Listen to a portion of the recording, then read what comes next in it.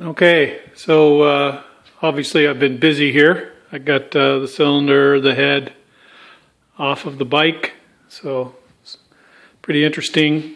It was a real bear getting the head off, and I'll get into that in a minute. Let's go over, I'm not sure what I already talked about, so I'll just quickly go over some stuff. Took off the decompressor, and as you can see, she's not too bad, you know. It's got some carbon on it, so I'll be able to clean that up pretty easily. I'm not going to bother taking it apart, and I'm going to have once I got it cleaned up, I'll have a close look at that copper gasket there. I've got new ones, but if that gasket still works and it wasn't leaking before, then I'll just reuse it and reinstall it. So that's that for that. One thing I found that was pretty interesting was when I took off the carburetor manifold here, intake manifold. See that restriction? This is on the inlet side. I'm on the cylinder side looking in. You can see that rubber has deformed and pulled in, and it's quite thick. If you can see, the light catches it. Like, it's not like a thin piece. And then when you go like this, you can see how much that restricted the inlet. So that wasn't good. So I'm going to fix that up. I do have another manifold. If I can't fix this one up, then I'll use my other manifold. But that was a bit of a surprise, and I still can't figure out how that happened. So if anybody has a clue out there why that would have happened, I'd appreciate knowing. Anyway, so that's that. When I took the carburetor off, I had a list of items that I wanted to check, and one of them was the air filter, which I haven't taken off yet. And I'm going to check and have a look at that pipe that comes over from the catch can, the one that catches all the like the fumes from the crankcase. The vent from the crankcase goes into that catch can, and then the vapors are supposed to go off and get fed into the carburetor. Well, what I noticed was, sorry for being a little wobbly, was there's quite a bit of dirt inside the carburetor. You can see it just inside the throat there, and a lot of oily residue. So I'm thinking when I take that filter off that it's going to be a mess. One of the items I wanted to do anyway was clean this carburetor. It needed to be cleaned internally, so I'm going to take care of that. So that's that. And let's see. Okay, so the head. So the head was an absolute bear to take off. The last time I had it off, you know, once I removed the nuts and just gave it a few smacks around the edge of the fins, like, I mean on the side, not from underneath of the fins with a rubber mallet, and this was years ago, easily lifted off. You just jiggled it and it came off. Well, not this time. It was stuck, and stuck good. I took my rubber mallet and I took some wood underneath the inlet boss here and what I could get on the edge of the exhaust boss here, and just pounded and pounded and pounded. And it was a bear. It was just an absolute bear. I had some drifts that I put in between the copper gasket and the cylinder, because the cylinder is iron. So I wasn't driving them in. I was just kind of pushing them in by hand, so that as I pushed this up, it wouldn't go down on one side. It wouldn't wobble. Wouldn't move down on the other side and kind of fight me. I wanted to be able to kind of move it. As it would go up, I'd move them in a little bit. And then, of course, you get the edge of the cylinder, so they stop when they get to the edge of that anyway. So I finally did get it off, and I'm looking at this, and I'm trying to figure out what the devil is wrong. And these two, for the outside nuts, the bolts that go through and just have the nuts on the outside, they were nice and free. But these ones in here, and especially, which one was it? It was this one. This one here by the exhaust was really, really tight. So I looked inside, and those washers that go inside where the nut is, sorry, I don't know why that did that.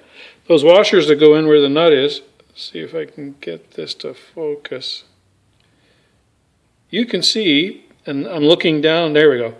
I'm looking down at what the nut for the head bolt was contacting. You see how it dug into there? Well, what it did was it pinched the head bolts, and all 4 of them were like that, but the two over by the exhaust were the worst, and it was pretty bad, and that was preventing them from that was preventing them from coming off the. Let's see if I can get that back into focus. Sorry about that. They're still get a little bit of oil in my finger. There we go. So what I had to do was I had a small screwdriver. It was long, and I got down here and I just smacked them around the outside edge because I could see they were deformed, and I thought to myself, that's got to be what's holding them in.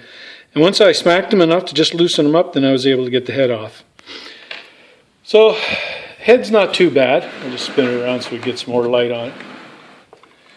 It's got some carbon on it, and I'm going to clean up the carbon. I just use some carburetor cleaner just to loosen it up first, and then get it off with like a Brillo pad. The whole head has to be cleaned. You can see all kinds of deposits. Now, unfortunately, even though I was very careful not to hit the fins, I was trying my best, I still managed to break one off. So, what a nuisance. So I've got that to repair now. So what I'll end up doing is I'll get an aluminum brazing rod, and I'll braze that back on. I was thinking about JB Weld, but you know, it's pretty close here to the edge, and JB Weld might work, but I think a brazing rod would work better. The only strain there is just the vibration from the engine, so I think I'm going to go with a brazing rod. So anyway, so that's that. The cylinder itself was quite a bit easier to get off. Still was a little tight, so what I did was I just loosened these these nuts here, these 2 bolts that hold the crankcase halves together. Just loosen them. You know, I didn't try to separate the crankcase halves or anything like that. Just loosen them off in case they were just pinching a little bit on the insert for the cylinder. But once I did that, same thing. Some smacks on the side with the rubber mallet. Nothing up, just from the side, and it came free. Now let me get a light so I can show you guys. Sorry guys, I should have had a light ready for you. But the inside of the cylinder is very good. There we go. You know, I was very careful. I bought this bike new, and I was very careful with the break-in procedure. Took my time and, you know, gave it quick bursts, but it's the cylinder is really good. So I'm going to measure this up.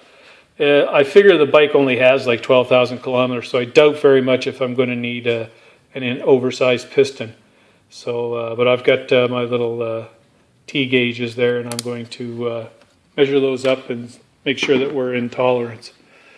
And one thing I did want to do though was the whole point of this was to check this piston and to see if I order a new one. So this is the original. This is the front. This is the original from the factory Enfield India piston, and it's a very strange design. It's split on the oil where the oil ring is. So you get the 2 compression rings, and then the bottom one's the oil ring. Now the rings were all free, so that was a good thing. I was happy to see that, and I'm not seeing any cracks. But I mean, this goes all the way around to this side, and then this one on the back does the same thing. So really the only thing holding the crown of this piston on is the metal here and the metal here. So, you know, if there's any cracks or stresses, this crown could start to go like this, could move, and I could see this thing actually cracking across and breaking off. And of course then you get the thing cockeyed inside the cylinder, and it's just a really, really bad failure. So I'm going to be getting rid of this piston. I'll keep it. I don't know why. I'll probably keep it. But it did good. It's got 12,000 kilometers on it. But I'm going to replace it with a forged piston that I'm going to order in from Hitchcocks. So the only thing I need to do now is just measure up the cylinder, make sure that I can just go with a standard size. I'm going to go also with the, 6.5. I think these ones here is fitted are like 6.2 or 6.3 to 1 compression. I think the forged pistons from Hitchcocks are 6.5. I don't really want to go with a higher compression ratio. I just don't need to. The bike's fine the way it is. One of the things I am going to do is put on a new drive sprocket with an extra tooth, an 18 tooth versus the 17, so that'll give me a little bit more on the top end. But I mean, this bike is just for goofing around on the back roads. This isn't for long hauls on highways at extended runs of 110, 115 kilometers an hour. So, but anyway, yeah, so not too bad actually. You know, like I think 1998 was the last time I had this head off to clean it. So not too bad with regard to how much carbon built up, but still a fair bit of carbon. And anyway, so that's where we're at with the rebuild. So going to take my measurements tomorrow. It's the evening now. I'm going to take the measurements tomorrow and look at ordering a new piston from Hitchcocks, and then wait for that to get delivered from England. All right, guys. Thanks very much.